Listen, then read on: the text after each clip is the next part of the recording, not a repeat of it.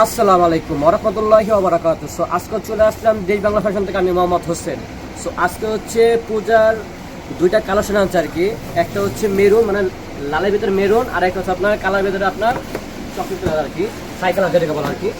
এই যে এটা হচ্ছে টাঙ্গাইলের তাঁতের, মানে টাঙ্গাইলের শাড়ি যেটাকে বলা আর কি। এত সুন্দর শাড়ি মানে বলার বেড়ে এবারে পূজার কোনো নতুন আসছে এবার। হ্যাঁ, কালার ভিতরে আপনার মেরুন আবার লাল কি আপনার ম্যাচিং করা আর কি।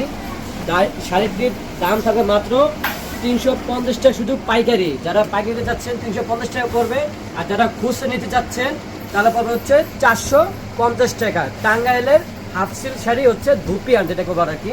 ঠিক আছে, এটা হচ্ছে আপনার 450 টাকা শুধু খুচরা, আর পাইকারি হচ্ছে আপনার 350 টাকা। এবার আরেকটা আছে চেক শাড়ি যেটাকে বলা হয়, এটা কিন্তু টাঙ্গাইলের হাফ সিল্কের শাড়ি আর কি।